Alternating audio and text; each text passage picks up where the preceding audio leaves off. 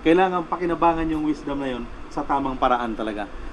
At yan din siguro ang nangyayari. Governor Lee and Ma'am Sally is still on the active public service until now. Alam mo, ako isa sa mga bagay na pinupuna ko nga no? Yung bang nagkaroon ng limit, no? Na 3-term limit, na ganito. For me, that's a mistake Kailan baguhin natin yun? Dahil kung minsan, yung isang tao, baka kulang yung 9 na taon na para maitupad mo talaga yung programa mo, lalo na sa ating bansa, no? Na napakarami kailangan gawin, napakarami kailangan tapusin. Kung minsan, hindi pa tapos, hindi ka na pwede. Uupo ka na, no? Papahinga ka na. Pagkatapos, papasok na naman ibang tao, wala na naman. Kagaya namin sa sports, Kagaya sa sports, kaya ako tinuloy ko, maski pa paano kasi, nagtatanong, madalas, ewan ko kung nababasa nyo, sasabihin nila, ang hirap sa sports wala naman silang programa. Paano magkakaroon ng programa? Pagkatapos ng 4 na taon, wala na. Balitan na ulit, sabi ko, kailangan, maski anong programa, kung maganda rin lang ang palakad, kung malinis ang palakad at masipag at malinis yung mga nagsisilbi, bigyan natin, patapusin natin ang kanilang programa. Because there is no assurance na yung bago at bata siguradong magaling, no? Of course, hindi ko naman inalis sa mga bata na dapat magkaroon ng interest sa mga bata na magkaroon na napakita nila yung galing. Dahil hindi naman pwede puro matatanda lamang. Ibig sabihin, this will be a mixture.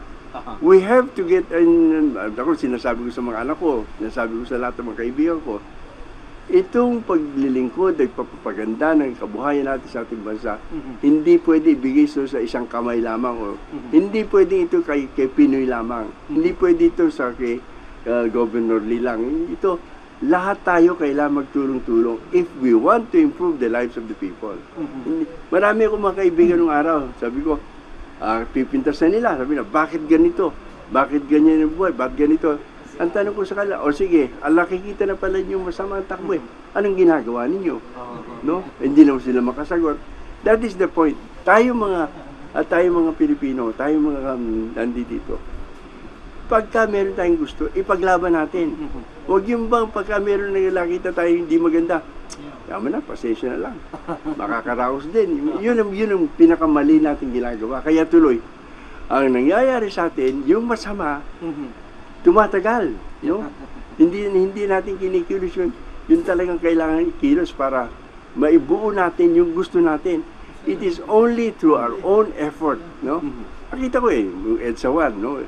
Ang Pilipino ganun hanggang hindi nakasandal sa pader, in other words, back against the wall na, hindi kikilos Pero alam nyo, kailangan maski wala pa sa pader meron pa tayong dapat gawin na natin. No?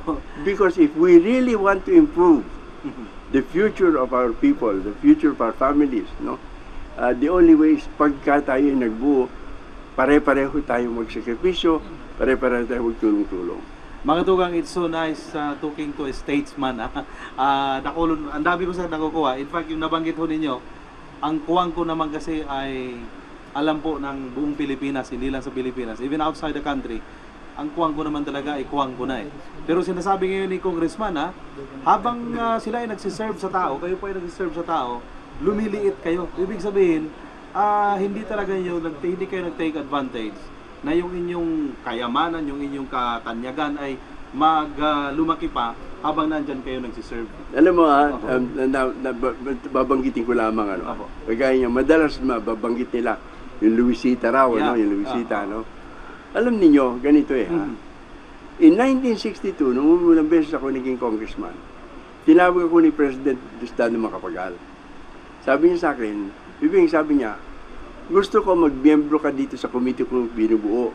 This is a presidential committee. Ano po yan? Sabi ko ito, gagawa tayo ng land reform code, land reform law, para may tulungan natin ang mga magsasaka. Sabi ko, Mr. President, paano po yan? Ano magiging role ko dyan ang pamilya namin is one of the biggest landowners in the Philippines. Sabi niya, kaya nga, sabi sa akin ni President Macapagal, kaya nga gusto ko nandiyan ka. And we passed that law, we approved that law, and because of that law, alam niyo, ang pamilyang kuhuan ko, siguro hindi bababa ng 8,000 hektarya ang na land reform, no? And that is the law that we passed, no? Kasama Ngayon, po kayo doon? Sa kasama pagpasa kami, mismo? yes, no? Ngayon, nung naging presidente si Cory, before, was that in 1963 ata, hanggang naging presidente si Cory, which is 1986, You were one of the yung mga kasama namin, yung mga tenants namin na nabigyan ng lupa, yan po'y lumalapit sa amin, pati hindi po patahimik, hindi kami lalapit. Humingi po ng tulong sa amin dahil nahihirapan daw po sila doon sa sistema. Kung pwede, ibalik na lang sa dati.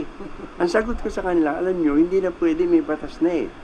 So, when Cory became president, ang nangyari, we came up with a comprehensive agrarian reform law, no?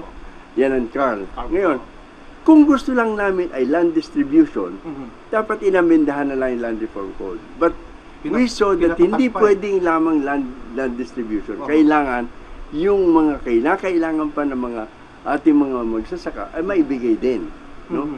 That is why ang ginawa na gumawa tayo ng batas na comprehensive agrarian reform law. Mas pinatatag pa. Para pinatatag, ano. Ngayon, kwento ko lamang para maliwanag siya. Kasi maraming mga nagsasalita ng mga kung anong sinasabi nila. Dito sa Sorsogon, napakalaking issue po yan, sir. Ngayon, nung napasa na yung Carl, ano, usapan kami magkakapatid, no? 6 kami magkakapatid, including Cory, no? Usapan namin, anong gagawin natin sa Hacienda Luisita ngayon? Ako mismo, sabi ko, well, kagaya ni lupa natin, hindi pa land reform na rin natin, no? Ngayon, isang kapatid kong mas patanda sa amin na babae, sabi niya, Piping, tandaan mo, ang bilin sa atin ng papa, alagaan natin ang mga tao dito. No? Meaning to say talaga, what everybody knew na hindi pwedeng basta ibigyan ng lupa yung mga aming mga empleyado sa Tarlac, sa Luisita. Dahil hindi mabubuhay, no?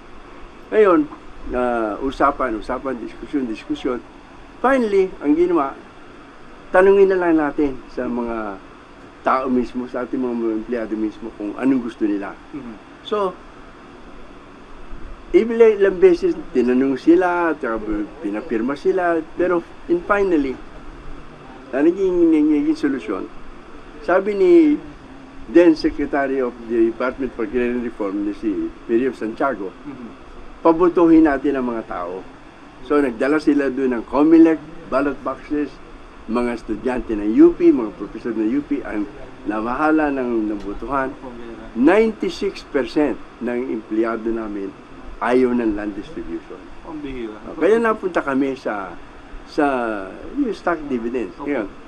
Ayun, pero yung stock dividend, okay naman nangyari. Kasi, ang ginawa namin, yung stock na binigay namin, libre. No? Hindi kagaya yun. Sabi na, give land to the landless. You're not giving land to the landless. You're selling it to them. No? Ito hindi pinagbili itong shares. Yung binigay namin libre. Pero, ganun pa man, marami pa rin mga nagsasalita na kawawa sila, ganito.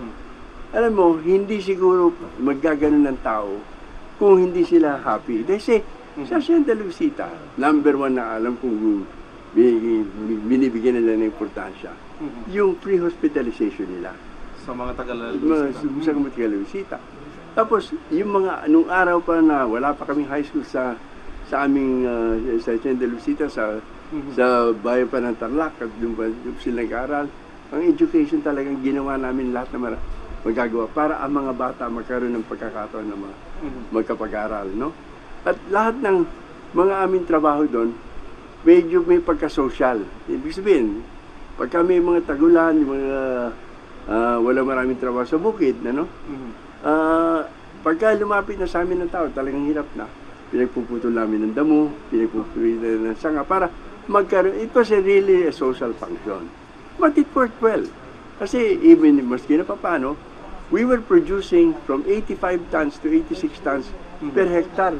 And yung neighbor namin sa Tarlac at Pampanga, hindi ho lumalabas ng 60. No? Kaya, so everything went well until binasukan kami yung mga manggugulo. Alam ba ninyo yung strike nila pinagsasabi, no? Yung strike na yun, of the 116 na inaresto, no? siguro wala pang 12 doon tiga-Luisita. Legitimate. Puro mga tiga-labas, ano. Yung 7 napatay, isa lamang ang tiga-Luisita, yung 6 hindi tiga ron. At yung isang napatay niyon, anak ng kadi, hindi empleyado sa Hacienda Luisita. Yeah, but all of this propaganda is para gawin na masama kami, no? Masama. Pero hindi ako makapagsalita nung araw, baka sabihin na pinoproteksyonan ko yung Luisita. Pero nagdesisyon na ang Supreme Court, wala tayo. Hindi na namin hinahabol na makuha pa namin. Ang aming tinatrabaho ngayon ay kung paano namin aalagaan pa rin itong mga taong ito. Dahil naniniwala kami, pag hindi binigyan ng kumpletong tulong ng gobyerno itong mga ito, ay gugutumin itong mga ito. The same way as, alam niyo nung araw, ang Hacienda Luisita, ng panahon pa ng mga Kastila, ng Tabacalera May-ari, 12,000 hectares yan eh. Ngayon, yung 6,000 hectares, na-distribute na yan sa land reform under the time of Magsaysay, ano? Yung mga yun talaga, halos nawala na lahat sa kanila yung nabigay sa kanila na una eh, no? Kaya, alam na ng mga nando sa loob ng Hacienda Luisita na pag-aari na namin noon, na alam nila na hindi umuubre yung basta land reform na gano'n eh. Kaya, this is, ngayon, ang sabi ko nga, I've been too quiet too long. Yeah. Unless we do something about this, no? Ang iniisip ko, baka gutumin tayo eh. We were exporters of rice, corn, and sugar, no? Importer na tayo lahat Importer eh. na lahat yan. Ang balita ko, there was a time pati copra, nag-import na tayo eh, no?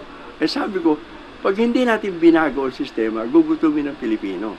That is why this is one of the things na on the side, ano, because of sport, na kinakausap ko ngayon ang mga ibang mga kaibigan natin. Kaya importante rin talaga na yung i-elect natin ng mga opisyalis ganito yung election nito, dapat na pag-isipan mabuti itong mga bagay na ito na hindi tayo magpadala dito sa mga kagaya nun, yung aming mga supposed to be sila mga nagsasalita para daw sa mga beneficiaries namin, ano. Isang grupo diyan yung Ambala, no. Ngayon, pinapirma ng mga DAR, yung mga over 6,000 beneficiaries eh. Pinafill up sila ng form. Nakalagay ito sa form, ano bang organisasyon kayo? Saan kayong organisasyon kasali? Doon sa 6,000, almost 6,500, sa 6,000 plus na empleyado, 200 lang yung Ambala eh. Pero yun ang pinakamaingay. Yan ngayon, nag-iingay na naman at sinasabi na naman na maglalakad daw sila, magmamarcha na naman daw sila sa Maynila, ano. Yung si Monsod, ano, yun, ang ingay din nun. Pero yun, wala pa ata 50 ang mga nire-represent noon. That is why, kaya wala binabakit ito, no? These people don't really know what is going on. Why do we have to listen to them, no? And dapat talaga, ayusin natin, because even the decision of the Supreme Court about Luisita, decision of the Supreme Court, merong piece of section doon na sinasabi, yung implementation ng land reform sa Luisita, hindi pwede yan sa ibang lugar. You know? Doon lang sa applicable. Applicable na sa Hacienda Luisita. So, I'm only saying this, ano, that to prove to you that what we have been doing for public service, there is no other reason for Luisita to be having this problem except because of yung mga kalaban sa politika na gusto nila mangyari. But for us, that's beside the point. Sabi ko nga nung umpisa, no? Kamukha rin ng turo sa amin ng aming mga magulang eh. Alam niyo, sabi nila ng aming magulang, kung inyo yan, inyo yan eh. Kung hindi na inyo, hindi na inyo. Ibig sabihin, gano'n naman yun eh. Nasa sa kamay ng Diyos lahat yan. Kaya, gano'n naman ang pamumuhay namin. Napakaganda po, Congressman, na, you know, so much has been talk about the Luisita issue. And actually, ako personally, ngayon ko lang nakita yung history na yun na sinasabi ninyo. Napakamahalaga na kahit ngayon siguro, papag-aralan din itong mga ganitong situation. Yes, because like, for example, I also passed the law during the this was the time of Ramos's term, no? yung agrarian reform communities. ARBs. No? Ngayon, kailangan implement natin yun because a farmer na pagbibilan mo ng lupa, 2 hektarya, hindi mabubuhay ng sarili yun Opo. Ay, Totoo yun. pero kailangan, yung agrarian reform communities, binuo ko yun para bang yung kibbutz ng Israel, ano? Yeah. Yung bigyan sila ng community. Community. At suportahan ng gobyerno. No? Yung give them support. Kasi, pinagbilan mo ng lupa ang magsasaka, no?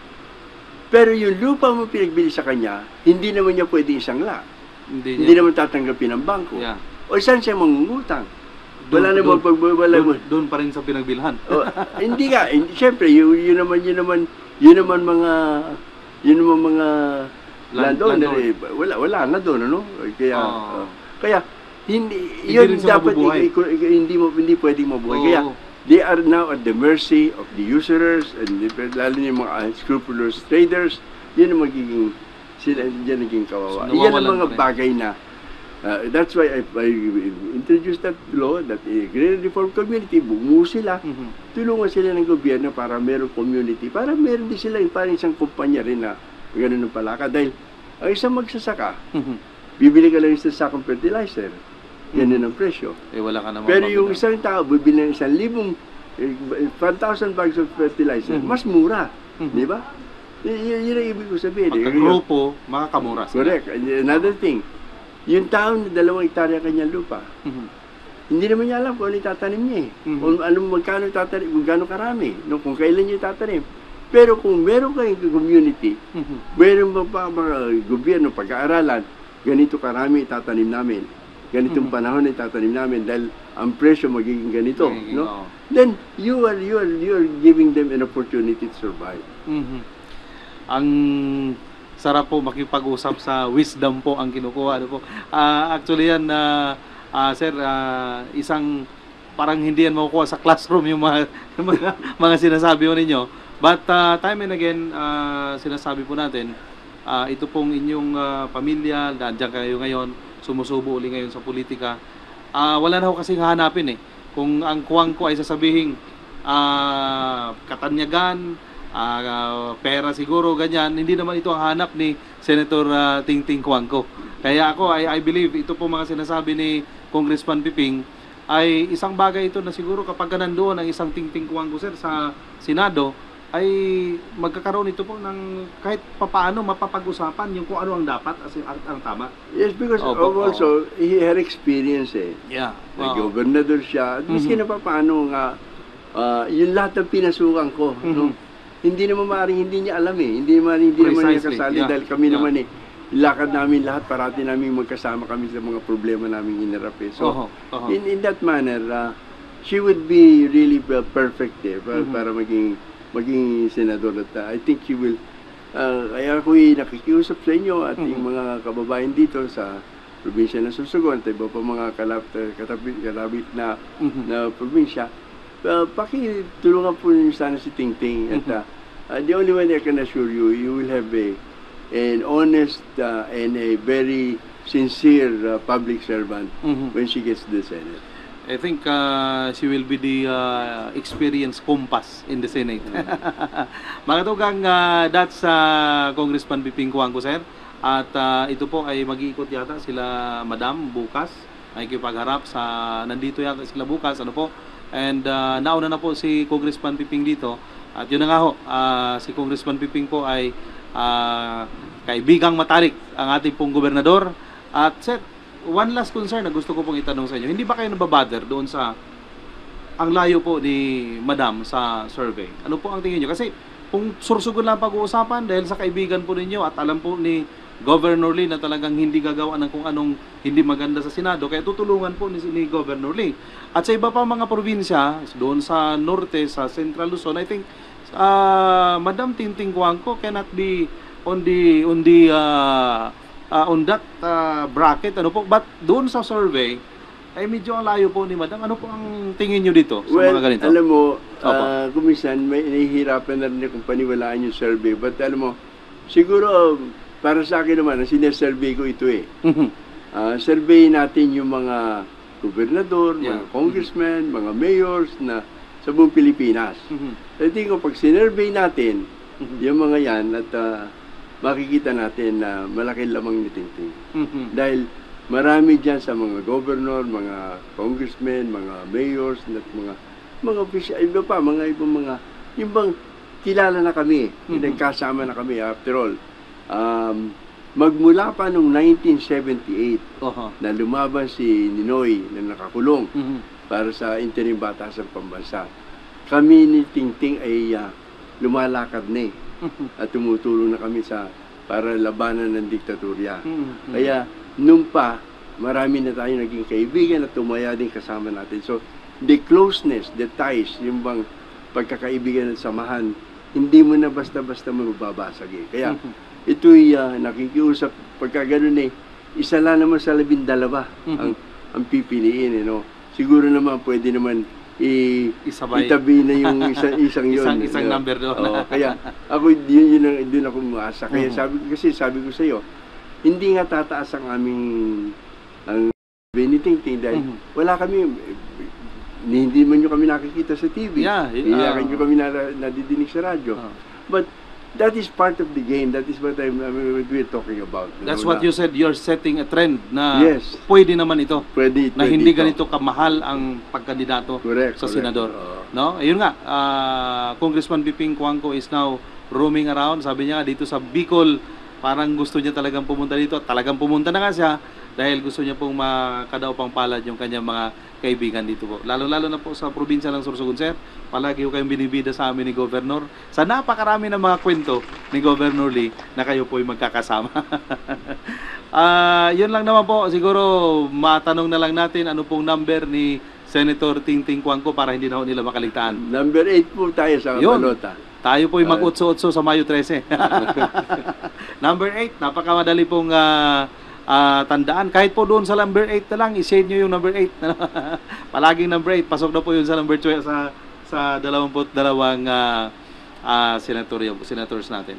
Sir, final words, final message po sa ating mga tagapakinig at siguro maraming salamat po sa pagpaunlak ninyo sa pakikipag-interview ito. Well, I guess my parting words, alam niyo maraming ating mga kababayan na